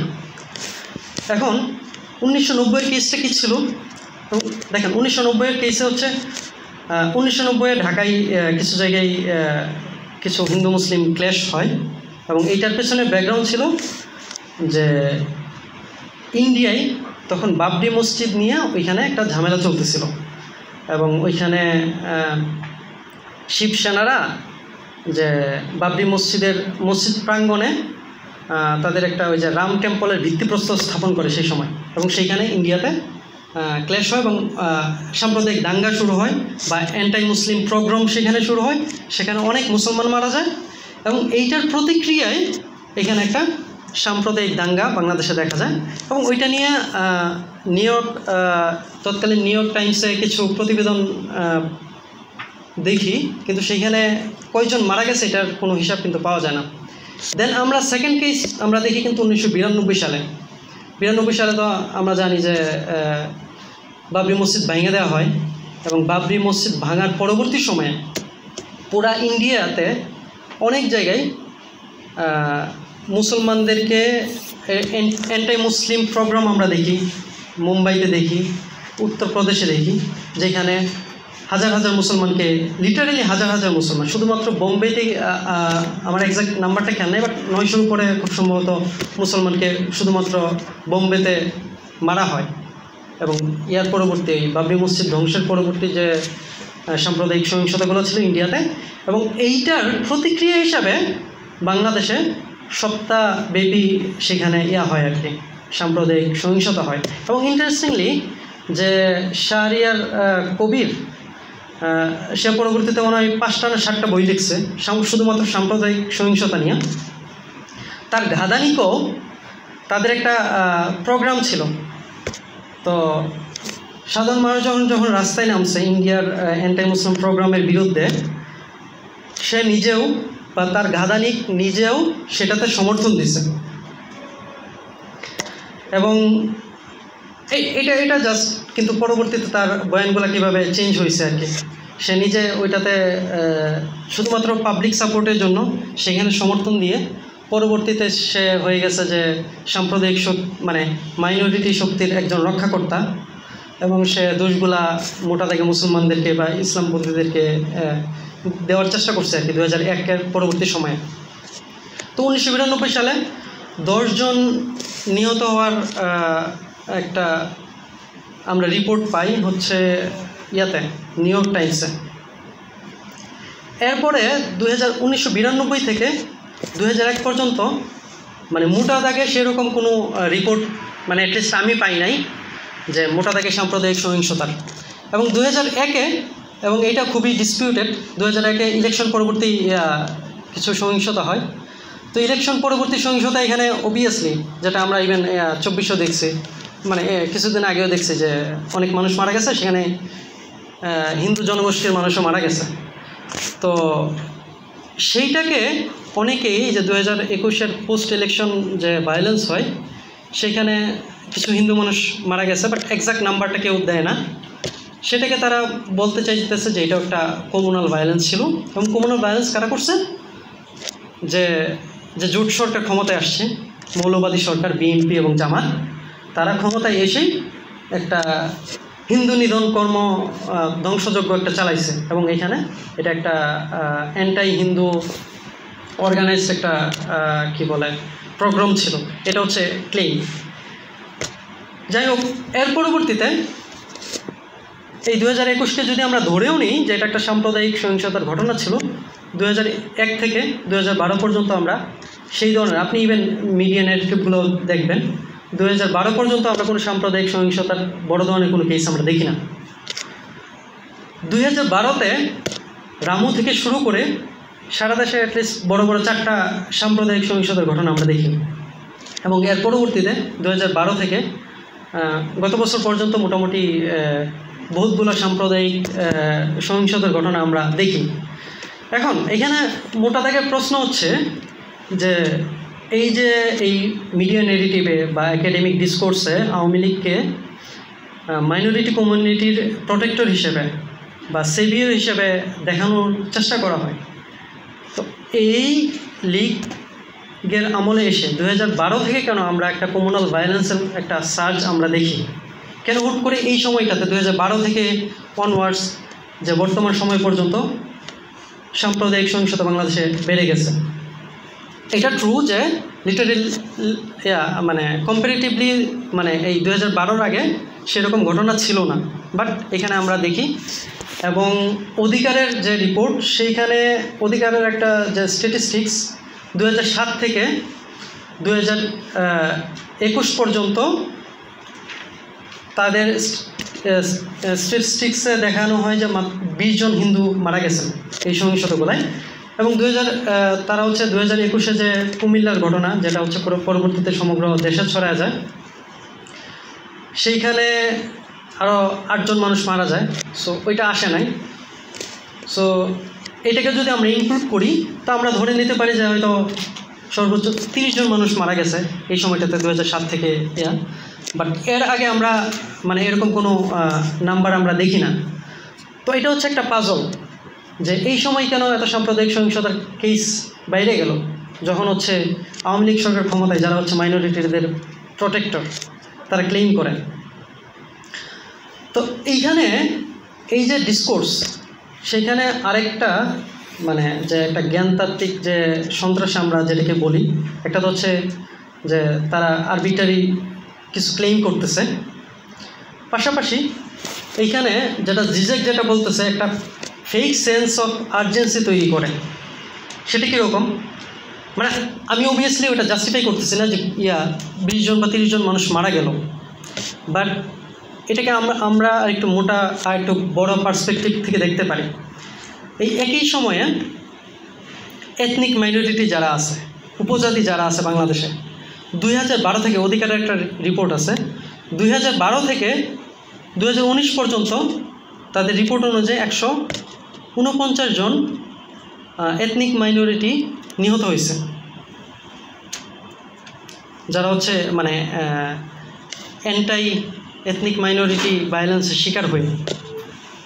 সো এক জায়গায় আমরা দেখি 30 জন, তা হচ্ছে 2007 থেকে 2023 পর্যন্ত। অন্যদিকে আমরা 2012 থেকে 19 পর্যন্ত দেখি যায় 149 জন মানে উপজাতি বা এথনিক মাইনরিটি যারা হচ্ছে মেজরিটি, এটাকে যদি আমরা মোটা দাগে বা কোট অ্যান্ড কোট বলি যে মেজরিটারিয়ান ভায়োলেন্সের শিকার হয়ে মারা গেছে, সেটা নিয়ে আপনি তাদের কারোর মধ্যে সেটা নিয়ে কোনো আলাপ দেখবেন না। সেটা তাদের কাছে এইটা কোনো ইন্ট্রিগিং কোনো কেস না, তারা সেটা নিয়ে কোনো কথাবার্তা বলে না। একই সাথে বর্ডার কিলিং 2007 থেকে 2021 পর্যন্ত আমরা অধিকারের রিপোর্ট অনুযায়ী 702 জন বাংলাদেশিকে হত্যা করা হয়েছে শুধুমাত্র সীমান্তে। সেটা নিয়ে তাদের ইভেন রিসেন্টলি বাড়ি ওনার আলোচনা শুরুই করছেন ওইটা দিয়ে, সেখানে কিন্তু হিন্দু একজন মেয়েকে হত্যা করা হয়েছে, বাট এটা নিয়ে আপনারা কোনো প্রতিবাদ দেখবেন না। এটা হচ্ছে তাদের যে তাত্ত্বিক জায়গায় যে একটা দ্বিমুখী আচরণ, বা এটাকে আমরা যদি মোটা দাগে বলতে পারি যে একটা এপিস্টেমিক ভায়োলেন্স, সেটা আছে। এখন অন্যদিকে ওই যে আব্দুল গাফফার চৌধুরী একটা ক্লেইম করছিল যে আমরা তো পশ্চিমবঙ্গে অথবা ভারতে আমরা দেখি না, মানে মুসলমানদের বাড়িতে আগুন লাগতে দেখি না, মুসলমানদেরকে মরতে দেখি না। তো আমি জাস্ট খুব ডিটেলস আলাপে যাব না, আমি জাস্ট অল্প কিছু দিব যে 1980 সালে যে মুরাদাবাদ অ্যান্টাই মুসলিম মেসাকার হয়েছে, সেখানে 40,000 মুসলমান ঈদের জামাত ছিল সেইখানে পুলিশ এসে নির্বিচারে গুলি চালায় এবং সেইখানে কনজারভেটিভ অ্যাকাউন্ট অনুযায়ী হচ্ছে 2000-এর বেশি মুসলমান সেখানে শহীদ হয় আর কি। 1989 সালে ভাগলপুর মানে হত্যাকাণ্ডে প্রায় 900-এর উপরে মুসলমানকে হত্যা করা হয় এবং 50,000-এর উপরে মুসলমান বাস্তুচ্যুত হয়। এবং আমরা অলরেডি 1992 সালে মুম্বাই হত্যাকাণ্ডের কথা বলছি। 1993 সালে মণিপুরে অ্যান্টি মুসলিম প্রোগ্রাম হয়, অ্যান্টি মুসলিম প্রোগ্রাম, সেখানে 100-এর উপরে মানুষ মারা যায়। এবং গুজরাটে তো আমরা গুজরাট গণহত্যার কথা জানি, 2000-এর উপরে মুসলমান সেখানে মারা গেছে কনজারভেটিভ হিসাব অনুযায়ী। 2013-তে মুজাফরনগরে মানে 63 জন মুসলমানকে মারা হয়েছে। এবং 2020-এ যে দিল্লিতে যে অ্যান্টি মুসলিম ম্যাসাকার হয়েছে সেখানেও কনজারভেটিভ হিসাব অনুযায়ী 55 জন মুসলমানকে হত্যা করা হয়েছে। বাট এই আলাপগুলো কখনোই আসে না। সো নাম্বারের আপনি যদি, এবং এগেইন এটা হচ্ছে ইয়াকে জাস্টিফাই করতেছি না, বাট একটা কম্পারিজন যে মুসলমানরা যেভাবে ইন্ডিয়াতে পারসিকিউটেড হইতেছে সেটার একটা স্পিল ওভার এফেক্ট এখানে বাংলাদেশে মাঝে মাঝে পড়ে, যেটা আমরা 1990 এবং 1992-এর সাম্প্রদায়িক সহিংসতার ঘটনাগুলাই দেখি। এবং এইটা আমাদের মানে পরবর্তীতে আলাপে একটু রিলেভেন্ট, সেখানে আসব। তো এখন আমি আরেকটু বাস্তবতার আলাপে যাই, মানে ইন রিয়ালিটি ফিল্ডে কী হয়। সো বাংলাদেশে আমি মূলত 2021-এর যে কুমিল্লাতে যে ঘটনাটা হয় সেই ঘটনাটা আপনারা সবাই মনে হয় জানেন যে কুমিল্লা নানুয়ার দিঘি পারে একটা অস্থায়ী পূজা মণ্ডপে একটা কোরআন পাওয়া যায়। এবং কোরআন পাওয়া যাওয়ার পরে সেইখানে মানে ওই মণ্ডপে ভাঙচুর হয় এবং ভাঙচুর হওয়ার পরে মোটামুটি আস্তে আস্তে এইখান থেকে পুরা সারা বাংলাদেশে ঘটনাটা ছড়ায় যায়, প্লিজ 13টা জেলায় এটা ছড়ায় যায়। এবং শুধুমাত্র চাঁদপুরে মানে মুসলমানরা যখন মিছিল নিয়ে বের হয় পুলিশের গুলিতে 5 জন মুসলমান মারা যায় এবং অন্যান্য জায়গায় আরও 3 জন 2 জন হিন্দু মারা যায় এবং প্রচুর মানুষ আহত হয়। তো এটাকে মোটা দাগে সব জায়গায় সাম্প্রদায়িক সহিংসতা বলা হয়েছে, হুইচ ইজ ফাইন।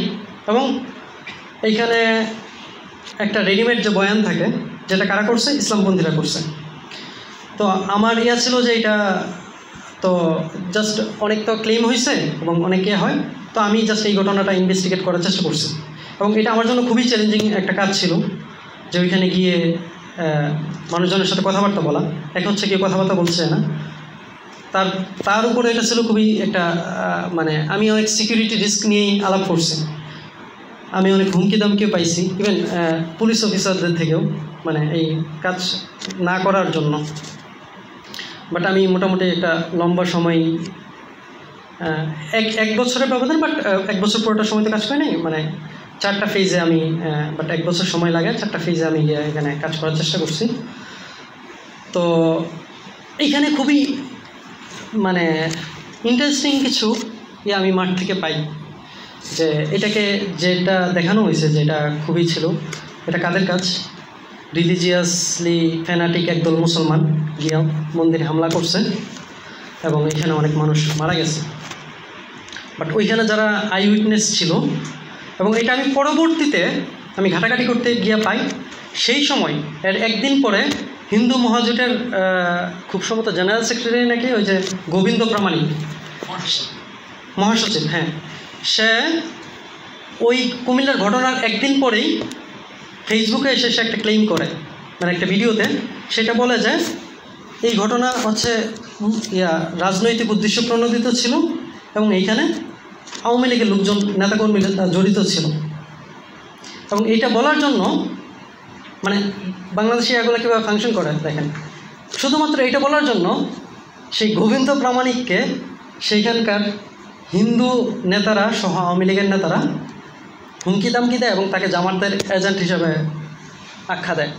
সো মানে জামাতের এজেন্ট বা মৌলবাদী হইতে কিন্তু দেখেন এই ব্যাপারটা ক্লিয়ার, মৌলবাদী হইতে মুসলিম হওয়া লাগে না।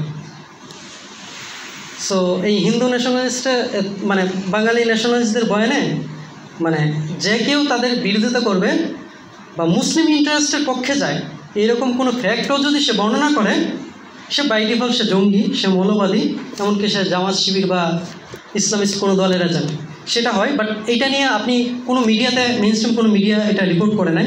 সো এটা আমিও তখন খুঁজে পাই নাই। বাট আমি যখন পরবর্তীতে এটা আমার একজন ওইখানকার ইন্টারলোকেটর এটা আমাকে বলছে, পরে আমি আর ফার্দার ঘাটাঘাটি করার পর এটা আমি একটা রিপোর্ট খুঁজে পাইছি, একটা লোকাল একটা নিউজ মিডিয়া এটা রিপোর্ট করছিল। তো কুমিল্লার ঘটনাটা কি হয়েছিল, আমাকে ওইখানকার আই উইটনেসটা বলছে, যিনি 7 মাস জেলে ছিলেন, একজন স্থানীয় মসজিদের খাদেম। উনি ঘটনাটা ঘটার সকাল থেকেই আমি ইন্টারভিউ নিয়েছি, ইভেন যে সর্বপ্রথম কোরআন ওইখানে পড়ে থাকতে দেখছে, এবং সেই আবার পুলিশকে ফোন দেয়, এবং শুধুমাত্র পুলিশকে ফোন দেওয়ার কারণে 1 সপ্তাহ পরে পুলিশ তাকে গ্রেপ্তার করে এবং তার 7 মাস তার জেল খাটতে হয়েছে। তো তাদের দাবি যেটা ছিল, যেটা পুরোপুরি একটা ইঞ্জিনিয়ার প্ল্যান ছিল, এবং এটা করছে কে, কুমিল্লার তৎকালীন সে তো গত টার্মে এমপি ছিল, এমপি ওই পুরো নাম কি, বাহার,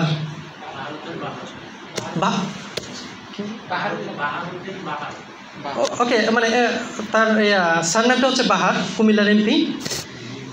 এবং ঘটনাটা যে জায়গায় ঘটছে, নানুয়া দিঘির পার, নানুয়া দিঘির পাড়ের এক কর্নারে হচ্ছে তৎকালীন মেয়র যে ছিল বিএনপির মনিরুজ্জামান সাক্কু, তার বাড়ির সামনে এই ঘটনা, তার বাড়ির সামনে পূজা মণ্ডপটা ছিল।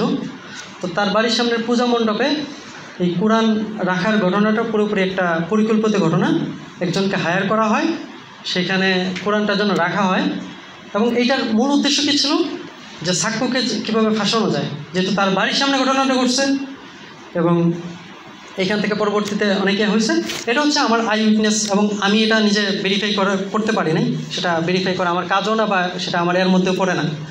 সো এইটা নিয়ে ফার্দার ইনভেস্টিগেশন হইতে পারে।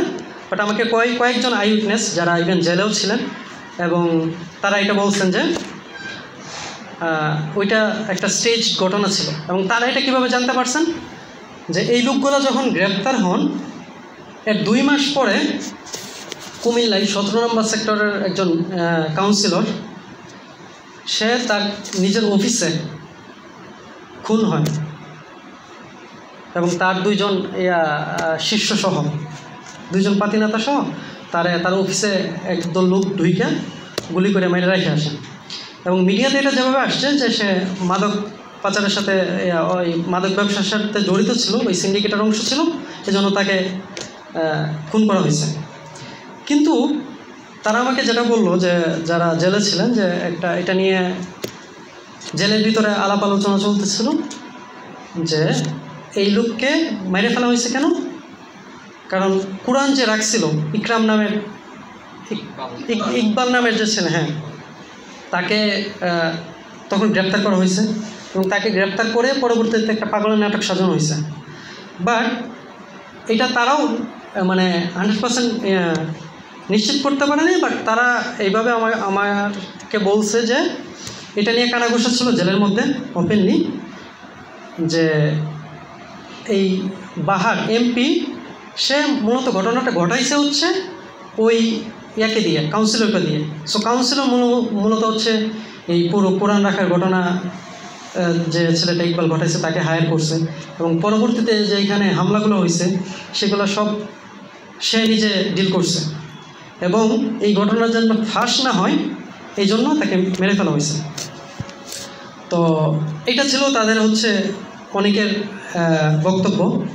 কেউ এক্সপ্লিসিটলি আমাকে এটা শেয়ার করছে 2-1 জন, এবং বাকিরা হচ্ছে বলছে যে আমরা এটা শুনছি, বাট আমরা এটা কনফার্ম করতে পারবো না। ইভেন আমি যে কয়জন হিন্দু ভিক্টিমের নিছি, ইন্টারভিউ নিছি, তাদের মধ্যে 1 জন বাদে বেশিরভাগই স্বীকার করছে যে এখানে একটা পলিটিক্যাল মোটিভ ছিল। 1 জন বলছে না, এখানে কোনো পলিটিক্যাল মোটিভ ছিল না। বাট বাকিরা কেউ ডিরেক্টলি বলছে, কেউ ইমপ্লিসিটলি ইঙ্গিত দিচ্ছে যে এখানে একটা পলিটিক্যাল মোটিভ ছিল। তো এরপরে ঘটনাগুলো কী হয়েছে, যে এখানে আসলে হামলা কারা চালাইছে, এখানে তো সব জায়গায় নিউজ মিডিয়াতে আসছে যে স্থানীয় মাদ্রাসার স্টুডেন্টরা এখানে হামলা চালাইছে, এবং এখানে আইসা যেটা হয়েছে যে এবং তৌহিদি জনতা গিয়া তাদের রিলিজিয়াস জিল থেকে গিয়া এখানে অ্যাটাকগুলো করছে। বাট ওইখানকার প্রায় প্রত্যেকটা আই উইটনেস যেটা স্বীকার করছে মোটা দাগে যে ওইখানে হামলাকারী যারা ছিল তারা ছিল ইয়াং, 20 থেকে 30 বছরের মধ্যে তাদের বয়স, এবং বেশিরভাগই হচ্ছে আউটসাইডার ছিল, তারা ওই এলাকার ছিল না। তো এবং তারা আইসা বাইরে থেকে আইসা এখানে হামলাগুলো করছে। এবং ইন্টারেস্টিংলি এইখানে অ্যাটাকের সময় যেটা হয়েছে, পুলিশের ছিল খুবই পেসিভ একটা ভূমিকা ছিল। তো পুলিশ আইসা প্রথমে আসছে, আইসা তারা মনে হয় ঘটনাটা করছে 7টার দিকে। 7টার দিকে পুলিশকে ফোন দেওয়া হয়, পুলিশ আসছে 8টার দিকে। 8টার দিকে এসে, সরি আমি মনে হয় খুব ডিটেলসে যাইতেছি, বাট মানে এইটা আমার কাছে খুবই ইন্টারেস্টিং মনে হয়েছে আর কি, যে প্যাটার্নটা এখানে কাজ করে আর কি প্রত্যেকটা সাম্প্রদায়িক সহিংসতার ঘটনার পেছনে।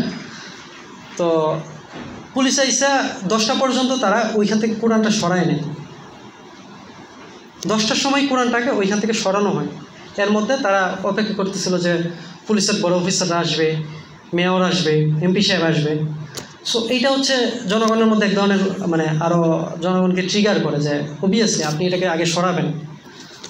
তো যে পার্শ্ববর্তী মসজিদের খাদেম যারা আমি ইন্টারভিউ নিছি, তো উনি বলতেছিলেন যে আমি এখানে সকাল থেকেই ছিলাম, তা আমরা অনেকবার রিকোয়েস্ট করছি যে আপনারা কোনটা সরাই নেন, কারণ জনগণ অনেক উত্তেজিত হয়ে যেতেছে, তারা সরায় নেয়। এবং পরবর্তীতে তারা যখন 10টার সময় সরাইছে, এরপর পুলিশ চলে গেছে, এবং 11টার সময় সেখানে এসে হামলাগুলো হয় বাইরে থেকে জনগণ। এবং তারা যখন পুলিশকে ফোন দিচ্ছে, পুলিশ তখন আসে না, পুলিশ আসছে 1 ঘন্টা পরে। তো এরপরে হচ্ছে পুরো দেশে এখানে অনলাইনে ফেসবুকে কিছু লাইভ ভিডিও চলে গেছে, সারা দেশে ঘটনাগুলো ছড়ায় গেছে। এবং পুলিশ সেই সময় কোনো ইন্টারভিউ করে নাই। কোনো জায়গায় যখন এক জায়গায় অ্যাটাক চলতেছে, সে অ্যাটাকগুলোকে তারা করে নাই, প্রতিহত করে নাই।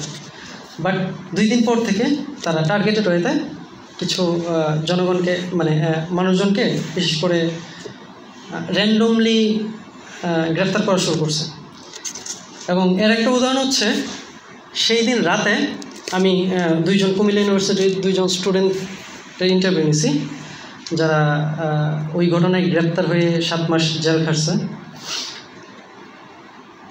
তো এর মধ্যে একজন মানে ঘটনাটা এইভাবে ডিসক্রাইব করছে যে তার আগের দিন এই ঘটনাটা ঘটছে 13ই অক্টোবর বোধহয়। তো 12ই অক্টোবর তাদের পরীক্ষা শেষ হয়েছে, তো সেমিস্টার ফাইনাল শেষ হয়েছে। তো তারা 8জন, খুব সম্ভবত 8জন ফ্রেন্ড মিলে তারা ট্যুরে যাওয়ার প্ল্যান করছে। সো তাদের বক্তব্য হচ্ছে তারা 13 তারিখ পর্যন্ত পরীক্ষা শেষ, তারা 13 তারিখ তাদের মেসেজ ছিল, বাসায় ছিল। তো 13 তারিখ বাসা থেকে তারা বের হয়নি। তো 13 তারিখ রাত 12টার দিকে তারা কুমিল্লা স্টেশনে যায় যে তারা ট্যুরে যাবে 8জন স্টুডেন্ট একসাথে। তো তারা গিয়ে প্রথম ওই চিটাগাংয়ের ট্রেনটা মিস করে, 12টার সময় যে ট্রেনটা ছিল। তো তারা তখন সিদ্ধান্ত নেয় যে ঠিক আছে, এখন আর বাসায় গিয়ে কী হবে, সকালের দিকে ভোরে একটা ট্রেন আছে, সেটা আমরা ধরবো। তো এই জন্য তারা স্টেশনে বসে আড্ডা দিতেছিল। তো রাত 2টার সময় এর মধ্যে 2জন ছিল যাদের দাড়ি ছিল এবং মোটামুটি প্যান্ট ছিল টাকনুর উপরে। তারা 2জন হাঁটতেছিল, বাকি ফ্রেন্ডরা আলাদা বসেছিল। তারা হাইটে পাইচারি করতে করতে কথা বলতেছিল। তো সেই সময় এসে একজন কুমিল্লার যে ডিসি ছিল তৎকালীন, সে এসে তাদেরকে ডাকছে যে তোমরা এদিকে আসো, তোমরা কারা। অনেক ইন্টারভিউশনের পরে সে পুলিশ ডাকছে। তারা এক্সপ্লেন করছে যে তারা কারা, তারা কুমিল্লা ইউনিভার্সিটির স্টুডেন্ট, তারা একটা ট্যুরে যাইতেছে, তার ফ্রেন্ডদের সাথে আসছে। বাট এটা কোনোটাই ওই ডিসি সন্তুষ্ট হয়নি। তো পুলিশ আইনে তাদেরকে কোনো কিছু বলে নাই, পুলিশদের ডিরেক্টলি বলছে যে তাদেরকে গ্রেপ্তার করে থানায় নিয়ে যাও। তো তখন তারাও জানে না কী কারণে গ্রেপ্তার করা হলো। তো থানায় নিয়ে যাওয়ার পর তাদেরকে সকালে বলা হয়েছে যে ওই যে কুমিল্লার যে ঘটনায় এখানে ভাঙচুর হয়েছে, সেই কেসে তাদেরকে গ্রেপ্তার করা হয়েছে। তো তারা বলছে আমরা তো এখানে ছিলাম না, আমরা তো ভার্সিটির স্টুডেন্ট, আমরা ট্যুরে যেতেছিলাম। বললো যে সমস্যা নাই, তা আমরা জাস্ট এটা এখন একটু প্রেশার আছে, আপনাদেরকে জাস্ট ধরে রাখতে হবে, আর 2 দিনের মধ্যে আপনাদেরকে ছেড়ে দিব। আপনারা যদি নির্দোষ হন, আপনাদের বিরুদ্ধে কোনো না পাওয়া যায়, প্রমাণ না পাওয়া যায়, আমরা 2 দিনের মধ্যে আপনাকে ছেড়ে দেব। তো অবভিয়াসলি তাদের 7 মাস জেল খাটতে হয়েছে। 7 মাসের আগে কেউ ছাড়া পায়নি। এমনকি সে আমাকে একটা তার করুণ ঘটনা শেয়ার করছে যে সে তৎকালীন এক বিচারকের সাথে সে 2-3 মাস পরে যে কোর্টে করছে, জাজকে বলতেছিল যে আমাদের বিরুদ্ধে আপনারা কোনো কিছু প্রমাণ করতে পারতেছেন না, আমরা এখানে ছিলাম না, আপনি জানেন আমরা নির্দোষ, তারপরে আপনি আমাদেরকে ছাড়তেছেন না কেন? তো সেই জাজ তারে পরবর্তীতে পার্সোনালি বলছে যে দেখো, আমি জানি তোমরা নির্দোষ, কিন্তু আমরা তোমাদেরকে ছাড়তে পারবো না। তো এইটা ছিল জাস্ট ব্রিফলি ওই ঘটনায়, যে মানে রিয়ালিটিতে কমিউনাল ভায়োলেন্সগুলো বাংলাদেশে আসলে কীভাবে ফাংশন করে, এটার পেছনের রাজনীতিটা কী, এবং শুধুমাত্র এই 2 জন স্টুডেন্ট না, আমি আরও কয়েকজনকে ইন্টারভিউ নিয়েছি, ওই মসজিদের খাদেম এবং আরও কয়েকজন যাদেরকে র্যান্ডমলি তুলে নেওয়া যা হয়েছে, শুধুমাত্র যারা আসল ঘটনা দায়ী তাদেরকে যেন এখানে ফাঁসতে না হয়, তাদেরকে যেন জেলে যেতে না হয় বা তাদের বিচারের মুখোমুখি হইতে না হয়। তো এইটা হচ্ছে সাম্প্রদায়িক সহিংসতার একটা প্যাটার্ন বাংলাদেশে যেভাবে ফাংশন করে। সো এখানে এটা কীভাবে ফাংশন করে, এখানে আমি মিডিয়ার রুলগুলো দেখি যে প্রত্যেকটা ঘটনা যেভাবে হয়, যে একটা সাম্প্রদায়িক সহিংসতা ঘটনা ঘটে যাওয়ার পর যে একটা পলিটিক্স অফ নেগেটিভাইজেশন বা পল ব্রাস যেটাকে বলা যায় নেগেটিভ কন্ট্রোলিং, এটাকে মিডিয়া পার্টিকুলার একটা ফ্রেম করে। সো এটাকে প্রথমেই দেখানো হয় যে এটা এখানে কোনো পলিটিক্যাল মোটিভ নেই, এখানে এটা হচ্ছে একটা পিওরলি রিলিজিয়াস মোটিভ ছিল।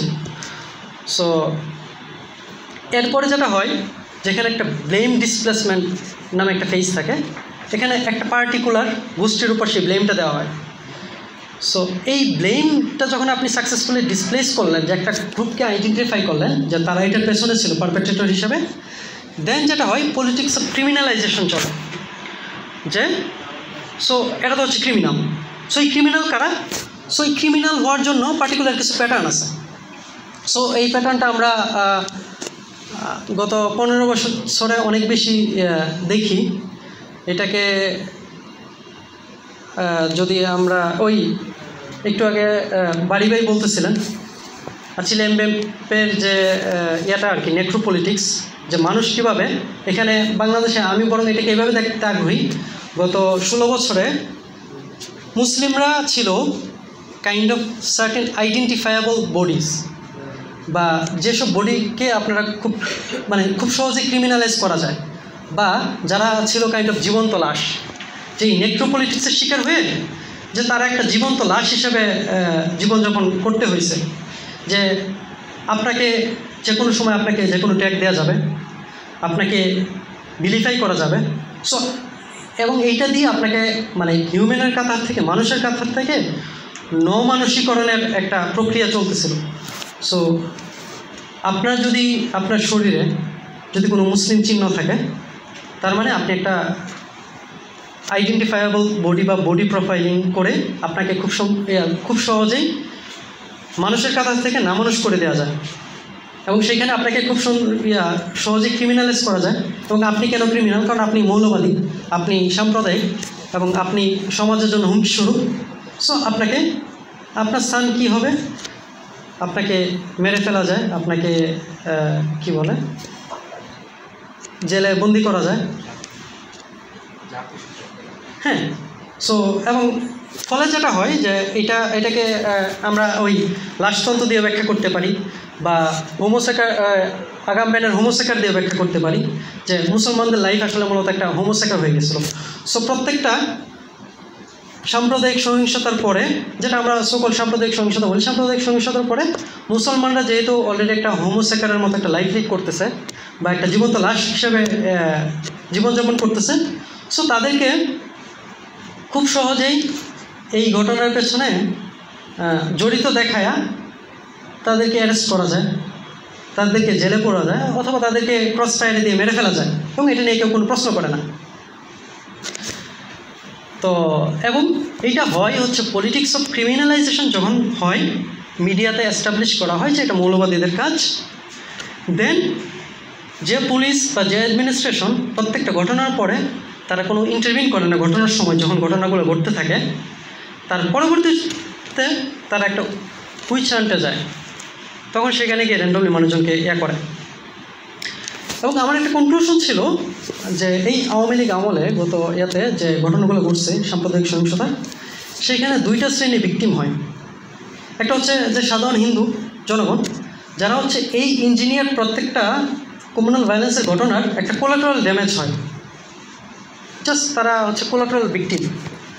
আর এর পরবর্তী ধাপে কিছু সাধারণ মুসলমান এবং স্পেশালি হচ্ছে ইসলামিস্টরা, তারা হয় হচ্ছে লিগাল ভিকটিম। সো আমি যাদের ইন্টারভিউ নিয়েছি তাদের কারো কেস এখন পর্যন্ত ডিসমিস হয় নাই, এবং বেশিরভাগই হচ্ছে সাধারণ খুবই মধ্যবিত্ত নিম্ন মধ্যবিত্ত পরিবার থেকে আসা, বা যাদের কোনো পলিটিক্যাল ব্যাকগ্রাউন্ড আছে, যারা তাদের কেসগুলো চালানোর মতো তাদের ক্ষমতা নাই। এবং শুধুমাত্র এই যে তাদেরকে দুইটা জেলে নিয়ে গেছে, এতে অনেকের ফ্যামিলি পুরো শেষ হয়ে গেছে। যে কুমিল্লা ইউনিভার্সিটির 2জন স্টুডেন্টের আমি ইন্টারভিউ নিলাম, তারা বলতেছে আমাদের স্বপ্ন ছিল আমরা বিসিএস, আমরা চেষ্টা করবো একটা সরকারি চাকরির, যেটা বাংলাদেশের বেশিরভাগ মানুষেরই স্টুডেন্টদেরই থাকে। বলতেছে আমরা শুধুমাত্র তো আমরা গভর্নমেন্ট জবে ইভেন করতে পারি নাই, পরীক্ষা দেওয়ার সাহসও করি নাই, প্রাইভেট অনেক জায়গায় আমরা ভাইভা থেকে শুধুমাত্র আমাদের নামে একটা মামলা আছে, সেই জন্য আমরা কোথাও চাকরিও পাইনি, বা চাকরি হয়ে যাওয়ার পর অফার লেটার পাওয়ার পরেও একজন আমরা বলতেছিল অফার লেটার পাওয়ার পরেও তারা আমাকে না করে দিচ্ছে। সো এই হচ্ছে অবস্থা। সো এখানে যেটা হয়, এবং আমরা যদি আগের কিছু ঘটনায় ফিরে যাই, সো তার আগে আরেকটু ক্লিয়ার করি যে এটা ছিল কুমিল্লার ঘটনা, যেটা আমি ফার্স্ট হ্যান্ড এথনোগ্রাফিক স্টাডির মাধ্যমে করছি। বাট আমরা যদি আরও কিছু মিডিয়া নেগেটিভ আমরা দেখি যে নড়াইলের ওই নাসিরনগরে 2016-তে আরেকটা ওই সাম্প্রদায়িক হামলার ঘটনা হয়। বাইরে আমি সাম্প্রদায়িক হামলা বলতেছি জাস্ট বোঝার সুবিধাতে, বাট আমি নিজেই এটার এই শব্দটা ব্যবহারের বিরোধী আর কি। কারণ কমিউনালিজম ইটসেলফ একটা পলিটিক্যাল মানে পলিটিসাইজ টার্ম, কারণ এইটা দিয়েই মূলত হচ্ছে এই বয়ানগুলা মুসলিমদেরকে ব্র্যাকেটবন্দি করার পলিটিক্সটা জারি রাখা হয়।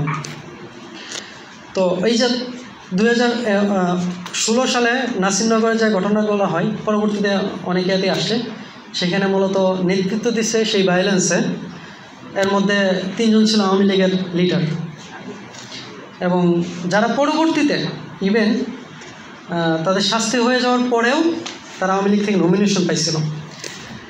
তেমন আমরা দেখি বান্দরবানে 2021-এ যে একটা ঘটনা হয়, সেখানে স্থানীয় আওয়ামী লীগ নেতা জড়িত ছিল। সুনামগঞ্জে 2021-এ আরেকটা ঘটনা হয়, যেখানে মিডিয়া ফলো করে প্রচার করছে যে এখানে হেফাজতের নেতাকর্মীরা গিয়ে এটা করছে, কিন্তু পরবর্তীতে একটা ইনভেস্টিগেশন এটা হয় যে এটা মূলত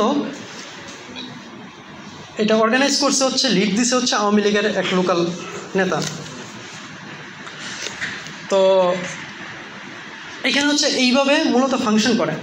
কিন্তু এখানে প্রশ্ন থাকতে পারে যে হিন্দুরা তো ভিকটিম হইতেছে,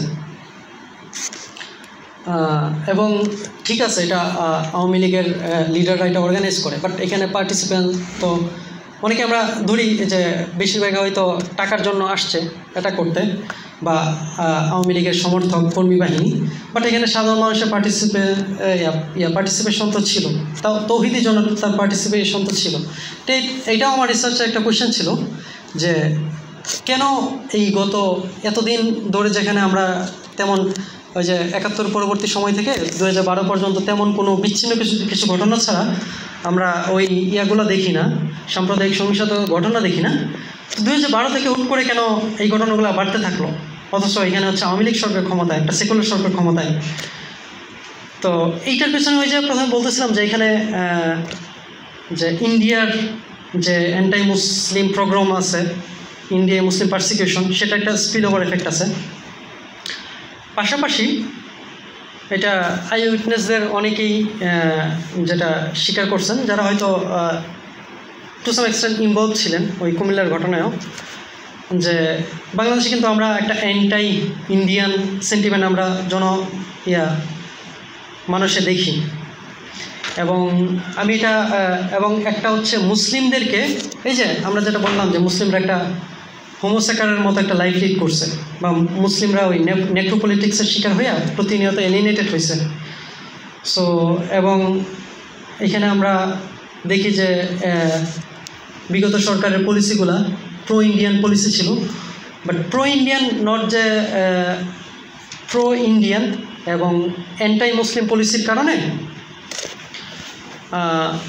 যেটা হইতেছিল যে অবভিয়াসলি এক ধরনের ক্ষোভ আমরা দেখি, এবং এই ক্ষোভটা হচ্ছে রাজনৈতিক কারণে যখন একটা ঘটনা ঘটে তখন পলিটিক্যাল লিডারটা এটা এক্সপ্লয়েট করে।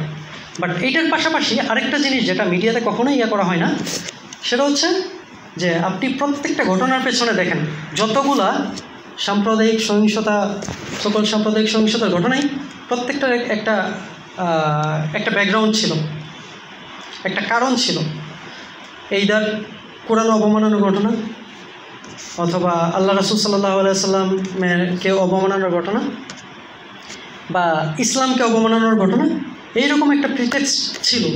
এমন কোনো ঘটনা এখন পর্যন্ত ইভেন কোনো মিডিয়াতে রিপোর্ট হয় নাই যে জাস্ট মুসলিমরা হিন্দুদের ওপর ক্ষোভ থেকে গিয়া কোথাও এটা করছে।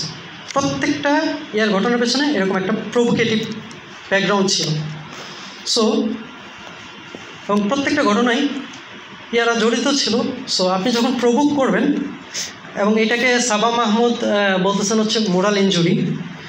সো এবং এটাকে খুবই ডাউন প্লে করা হয় মিডিয়াতে, যে ফিজিক্যাল ইনজুরিকে আপনি খুব বলতেছেন হ্যাঁ এটা খুব ক্রাইম, বাট আপনি রিলিজিয়নের উপর অ্যাটাক করতে পারেন না। পার্টিকুলারলি আপনি যখন ইসলামকে অ্যাটাক করেন বা মুসলমানদের অনুভূতিতে আঘাত দেন, সো এটাকে মানে গিভেন ধরে নেওয়া হয় যে এটা কোনো মানে ধর্মীয় অনুভূতিতে আঘাত দেওয়া যায়, এটার জন্য রিয়াকশন কেন হবে। সো অবভিয়াসলি এটার কারণে আমি বা যারা এটা নিয়ে কথা বলতেছেন কেউ জাস্টিফাই করে না, বাট প্রত্যেকটা ঘটনাকে আমরা যেহেতু শরিকানার বাংলাদেশের আলাপও আসছে, সো এই অঞ্চলের যেহেতু এখানে 8% বাংলাদেশের জনসংখ্যার 8% হিন্দু, সো আমরা তো অবভিয়াসলি সবাই চাই একটা সহাবস্থান, শান্তিপূর্ণ সহাবস্থান। সেইটা নিশ্চিত করতে হইলে আগে রুট কজগুলো আইডেন্টিফাই করতে হবে। সো আপনি জাস্ট মুসলমানদেরকে বললেন যে মুসলমানরা ধর্মীয়ভাবে তারা ফ্যানাটিক, তারা অ্যান্টাই হিন্দু, এবং আরেকটা ক্লেইম যেটা আমি শুরুতে বলছিলাম বাট ডিটেলসে যাইনি, যে এখানে মুসলমানরা হচ্ছে মেজরিটি, এই জন্য তারা গিয়া হিন্দুদের উপর অ্যাটাক করে। সো এখানে একটা মুসলিম মেজরিটির ন্যাশনালিজম আছে। সো আমি এটাকে ডিবাঙ্ক করার চেষ্টা করছি যে এই আর্গুমেন্টটা হচ্ছে একটা খুবই প্রবলেমেটিক আর্গুমেন্ট, কারণ মেজরিটির আলাপটা আপনি শুধুমাত্র সংখ্যা দিয়ে আপনি মেজরিটির আলাপটা শেষ করতে পারবেন না। কারণ বাংলাদেশে বিগত 15 বছরে যদিও মুসলিমরা সামাজিকভাবে সোশিও নর্মেটিভ মেজরিটি, কিন্তু পাওয়ার ডাইনামিক্সের জায়গায়, পাওয়ার শেয়ারিংয়ের জায়গায় মুসলিমরা মেজরিটি ছিল না। অ্যাটলিস্ট গত 15 বছরে তারা এখানে তাদের হাতে পাওয়ার ছিল না। এর পেছনে একটা কারণ যে আওয়ামী লীগ ক্ষমতায় ছিল। সো আমরা এমনিতে আলাপ করছি যে মুসলিমরা কীভাবে একটা বিয়ার লাইফ লিড করতেছিল, পাশাপাশি এবং ইসলামপন্থাকে খুবই ব্রুটালি দমন করার চেষ্টা করা হয়েছে। পাশাপাশি যেটা হয়েছে আওয়ামী লীগের, যদিও এটা নিয়ে আমি জাস্ট মোটা দাগে বলতেছি যে তাদের আইডিওলজি বা স্টেট যে আইডিওলজি ছিল, ন্যাশনালিজম ছিল, সেটা হচ্ছে Bangali nationalism. So Bangali nationalism by default, Bangali ন্যাশনালিজমের ইন্টারনাল এনিমি হচ্ছে এই জমিনের মুসলমানগণ। সো আপনি যখন এই বেঙ্গলি ন্যাশনালিজম হচ্ছে যে রাষ্ট্রটা ছিল সেই রাষ্ট্রের ফাংশনিং আইডিওলজি, তখন আপনি যখন আবার ক্লেম করতেছেন যে বাংলাদেশে একটা মুসলিম মেজরিটির ন্যাশনালিজম আছে, আপনার এই পুরো আর্গুমেন্টটা হচ্ছে একটা ভুল আর্গুমেন্ট। পাশাপাশি আমরা দেখি যে ইন্ডিয়া একটা ডমিনেন্ট, শুধু ডমিনেন্ট না, অ্যাগ্রেসিভ মেল বলেন পলিটিক্যাল হেজেমন হিসাবে শুধুমাত্র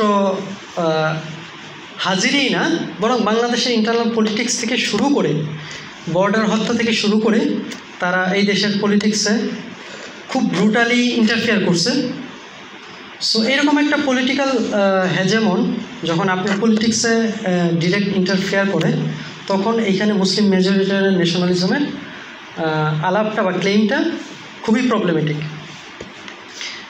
এবং এই কারণে এই যে ইন্ডিয়ার একটা ডিরেক্ট পলিটিক্যাল ইন্টারভেনশন ছিল, কালচারাল ইন্টারভেনশন ছিল, এবং যে স্টেট পলিসিগুলো ছিল, এই পলিসিগুলো তো একটা মুসলিমদের মধ্যে সেন্স অফ এলিয়েনেশন ক্রিয়েট করছে। সো যখনই একটা প্রিটেক্সট ছিল, যখনই ইসলামের উপর কোনো মোরাল আঘাত আসছে, তখন এই জনগোষ্ঠীটাকে মানে একটা সার্টেন গ্রুপ অফ পিপলকে খুব ইজিলি করা গেছে আর কি, এজিটেট করে এরকম কিছু ওই যে হিন্দু সম্প্রদায়ের উপর বা মাইনরিটি কমিউনিটির উপর আঘাতের ঘটানো খুব সহজ হয়েছে।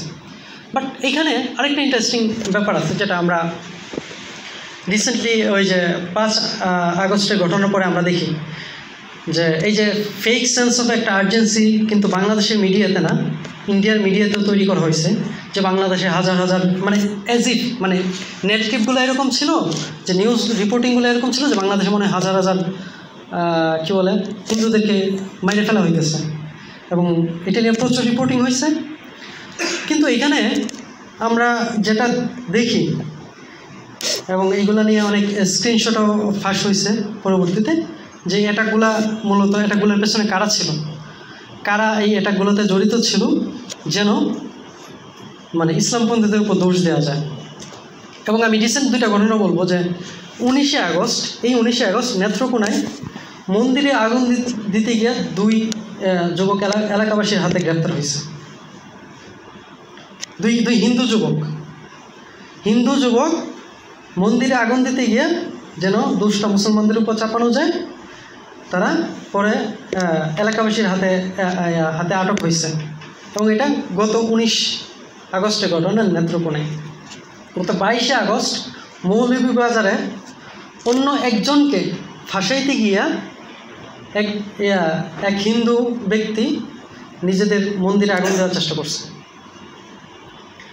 সো এবং এখানেই শেষ না, এবং এর আগেও অনেকগুলো ঘটনা আছে, যে ডিসেম্বর 2023-এ ফরিদপুরে 3টা মন্দির ভাঙচুর হয়েছে। সেইখানে পরবর্তীতে পুলিশ মানে সোনাই মালু নামে এক হিন্দু যুবককে গ্রেপ্তার করছে, এবং তার বিরুদ্ধে প্রমাণ হয়েছে অভিযোগ, এবং তারপরে জেলেও যেতে হয়েছে আর কি।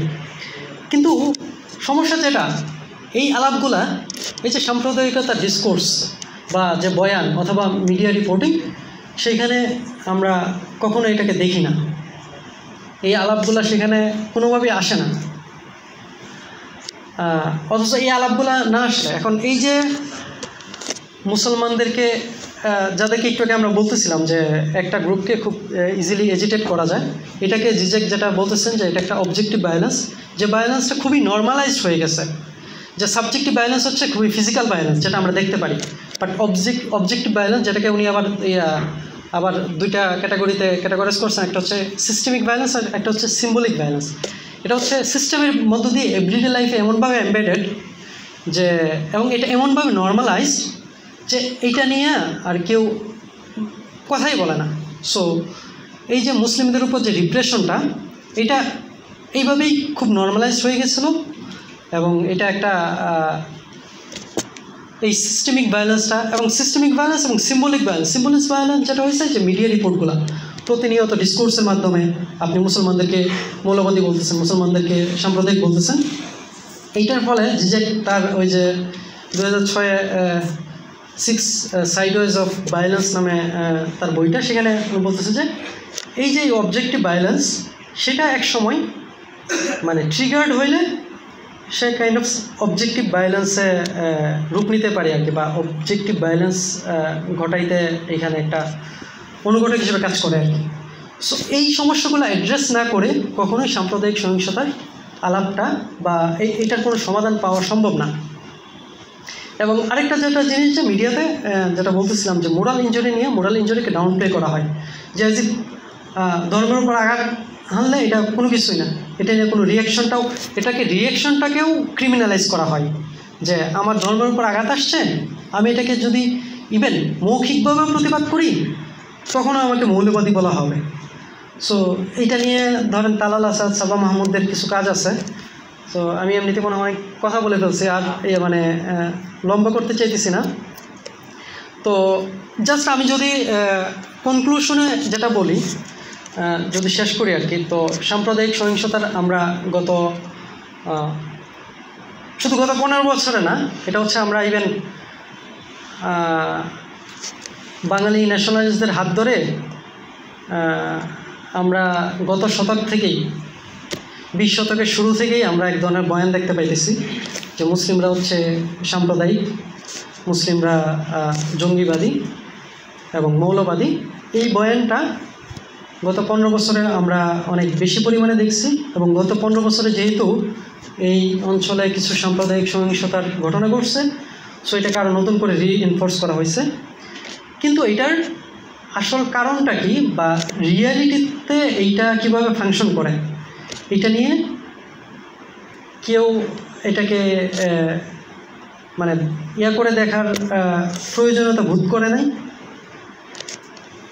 এবং এই কারণে যেটা হয়েছে যে একটা রেডিমেড যে আমরা ডিসকোর্স থেকে একটা সিঙ্গুলার নেগেটিভ আমরা দেখি, সেটা জিয়ে রাখা সম্ভব হয়েছে। সো এখন এই সাম্প্রদায়িক সহিংসতার যে আলাপ বা এই ঘটনাগুলা যদি আমরা এটাকে মিনিমাইজ করতে চাই, বা এই সমস্যাগুলার ট্রান্সেন্ড করে যে একটা মোর সকল যারা এই অসাম্প্রদায়িকতার কথা বলেন, আমরা যদি সেরকম একটা অসাম্প্রদায়িক বাংলাদেশেও চিন্তা করতে চাই, সেইখানে প্রথম কাজ হবে এই প্রথমত যে সিঙ্গুলার নেগেটিভ আছে, ডিসকোর্স আছে, সেটাকে খারিজ করা, এবং প্রত্যেকটা সাম্প্রদায়িক সহিংসতার ঘটনার সুষ্ঠু তদন্ত হওয়া, এবং এখানে যে ডাইনামিক্সগুলো কাজ করে এবং এই প্রত্যেকটা ঘটনা যেভাবে আনফোল্ডেড হয় সেইগুলা নিয়ে কম্প্রিহেন্সিভ স্টাডিগুলো সামনে আনা, এবং এই যে সিঙ্গুলার নেগেটিভ থেকে বের হয়ে আসা, এবং পাশাপাশি যে এখানে আমরা দেখি যে একটা স্টেটের একটা ভূমিকা ছিল, অ্যাডমিনিস্ট্রেশনের একটা ভূমিকা ছিল, যে তারা সাম্প্রদায়িক সহিংসতাগুলো জিইয়ে রাখছে অথবা ঘটতে দিছে, যেন এটা দ্বারা পরবর্তীতে ইসলামপন্থীদেরকে মানে টার্গেট করে তাদেরকে দমন করা যায়, সেই প্রবণতা থেকে বের হয়ে আসা। এবং এটার পাশাপাশি যেটা হচ্ছে যে এই জমিনে মুসলিম দমনের যে রাজনীতি ছিল, যেটার ফলে আপনাকে যখন আঘাত করা হয়, আপনি যখন প্রতিনিয়ত বঞ্চনার শিকার হন, তখন অবভিয়াসলি আপনার একটা ক্ষোভ তৈরি হবে। সো এবং তখন আপনাকে খুব সহজেই ম্যানিপুলেট করা সম্ভব, এবং এইটা যেন না হয় সেই জন্য মানে ইন্ডিয়ার যে ডিরেক্ট ইন্টারভেনশন আছে এই জমিনে এবং পলিটিক্যাল হেজিমনি আছে, সেটা থেকে এই দেশকে কীভাবে এটার থেকে বের করে আনা যায়, সেই ধরনের পলিসি নেওয়াটাও খুবই ইম্পর্ট্যান্ট। এর পরবর্তীতে হচ্ছে এটা হচ্ছে জাস্ট পলিটিক্যাল এবং পলিসি লেভেলে, এবং কালচারালি এই সাম্প্রদায়িক টেনশনগুলো কীভাবে মিনিমাইজ করা যায় সেটা নিয়ে হয়তো আরও আলোচনার প্রয়োজন আছে। সেটা নিয়ে এবং আলাপগুলা কীভাবে এরকম একটা আমরা সমাধানে হয়তো পৌঁছাতে পারবো, এটা নিয়ে যদি ওপেনলি আলাপ হয়, ইন্টার কমিউনাল ডিসকাশনের ব্যবস্থা করা হয়। তো তার আগে এই পলিটিক্যাল যে জায়গাগুলো আছে, পলিসিগুলো, ওইগুলো ইমপ্লিমেন্টেশনের খুব জরুরত আছে আর কি। তো আমি আমার আলাপ এখানেই শেষ করলাম। ধন্যবাদ সবাইকে। আসসালামু আলাইকুম।